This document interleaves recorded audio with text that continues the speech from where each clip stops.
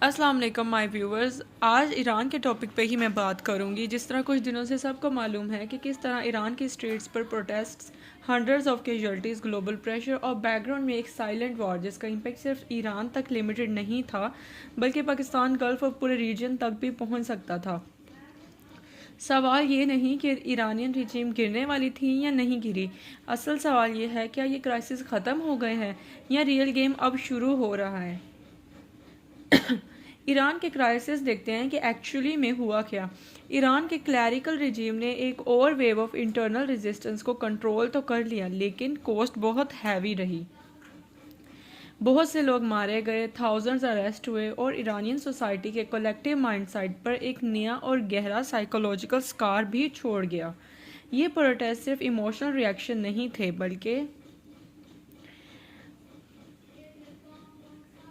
ये रिजल्ट थे inflation, unemployment, political stagnation और स्टेट रिप्रेशन के अगेंस्ट उभरे हुए गुस्से के। अब ये सवाल है कि क्या यूएस और इसराइल पीछे हट गए हैं। एक वक्त ऐसा भी था कि जब दिख रहा था कि यूएस और इसराइल के ईरान पर डायरेक्ट स्ट्राइक के चांसेस बहुत ज़्यादा हैं, लेकिन फिर अचानक ये थ्रेट डिफ्यूज़ हो गए। वाई? बिकॉज वाशिंगटन और तेल अवीव के स्ट्रैटेजिक असेसमेंट ने ये क्लियर कर दिया कि ईरान पर अटैक एक लिमिटेड ऑपरेशन नहीं रहेगा, बल्कि पूरा मिडल ईस्ट इसमें इन्वॉल्व हो सकता है। और सबसे इम्पोर्टेंट बात, पोस्ट रिजीम चेंज ईरान का कोई क्लियर रोड मैप एग्जिस्ट नहीं करता, इसलिए यूएस, इसराइल और उनके गल्फ अलाइज ने अपनी अप्रोच रिकैलिब्रेट की। अब ये भी देखा जा रहा है, क्या वेस्ट ने रिजीम चेंज का प्लान ड्रॉप कर दिया है? तो simply answer is no. Difference सिर्फ मेथड्स का है।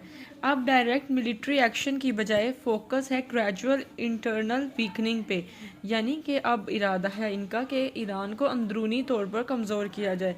रिपोर्ट्स के मुताबिक ईरान के पास अभी भी strong security operators, loyal institutions और पॉपुलेशन का एक सिग्निफिकेंट हिस्सा है, इसलिए इमीडिएट कोलैप्स अनरियलिस्टिक है, लेकिन प्रेशर कंटिन्यूज रहेगा ईरान पर। अगर बात करें पावर सर्कल्स क्रैक की, तो एक और इम्पोर्टेंट क्वेश्चन, क्या Iranian power structure fully united है? Partially yes, but fully no.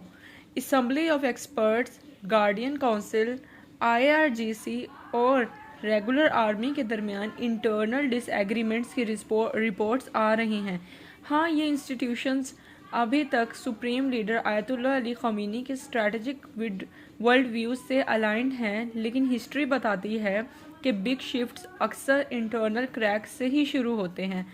अगर मैं बात करूँ यहाँ पे separatist movements, silent but dangerous, तो ये एक बहुत इम्पोर्टेंट पॉइंट है। रीसेंट अनरेस्ट ने ईरान के एथनिक और रीजनल फॉल्ट लाइंस को भी एक्टिव कर लिया है, specially Kurdistan and west Arab Azerbaijan. वहाँ पे कुर्दिश सेपरेटिस्ट बहुत ज़्यादा तादाद में हैं, जो कि अंदर ही अंदर अपनी प्रॉक्सिस स्टार्ट कर रहे हैं। और दूसरा सिस्तान बलोचिस्तान।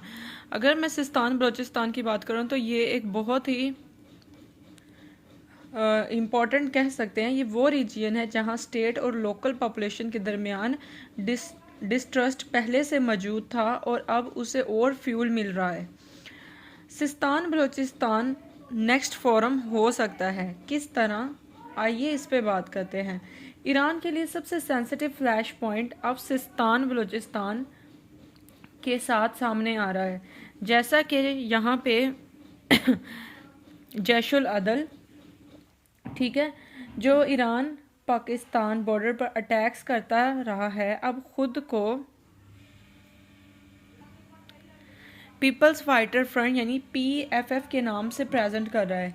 3 और छोटे ग्रुप्स के मर्ज होना इस बात का सिग्नल है कि ये सिर्फ रीब्रांडिंग नहीं बल्कि स्ट्रैटेजिक रीपोजिशनिंग है। अगर बात करूँ मैं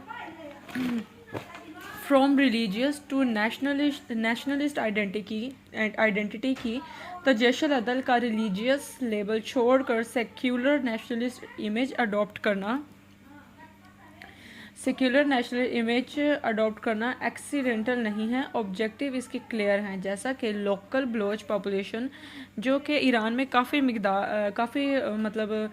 तादाद में है, उसकी एक्सेप्टेबिलिटी को कबूल करना और वहाँ से फंडिंग लेना और वेस्ट और अरब वर्ल्ड के लिए पॉलिटिकल प्लेटेबिलिटी देना। ये अप्रोच हमें अब्दुल्ला रेगी के मॉडल की याद दिलाता है जो उस वक्त फेल हो गया था जब ग्लोबल वॉर ऑन टेरर अपने पीक पर थी।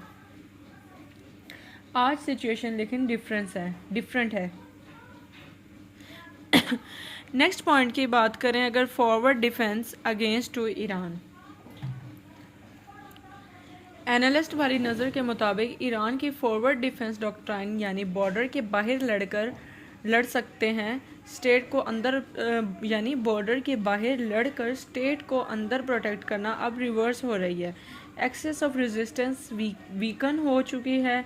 नेक्स्ट स्टेप ये हो सकता है कि ईरान के एडवर्सरीज जितने हैं यानी कि मुखालिफ पार्टीज़ जितनी भी हैं वो प्रॉक्सीज करें ईरान के अंदर ही एक्टिव रहकर। पाकिस्तान के लिए भी इसका रेड अलर्ट हम देखते हैं, जिस तरह ये डेवलपमेंट जो हो रही हैं पाकिस्तान के लिए भी सीरियस इम्प्लिकेशंस रखती हैं। अगर सिस्तान बलूचिस्तान में इंस्टेबिलिटी बढ़ती है तो इसका स्पिल ओवर पाकिस्तान के बलूचिस्तान बॉर्डर सिक्योरिटी और इंटरनल स्टेबिलिटी पर होगा। ग्रेटर बलूचिस्तान का कॉन्सेप्ट ईरान, पाकिस्तान और अफ़गानिस्तान तीनों के लिए डेंजरस हो सकता है। ऊपर से ISIS एलिमेंट्स और स्मगलिंग नेटवर्क जितने हैं इसके क्योस का भी फ़ायदा उठा सकते हैं। अगर इसके कंक्लूजन की बात करें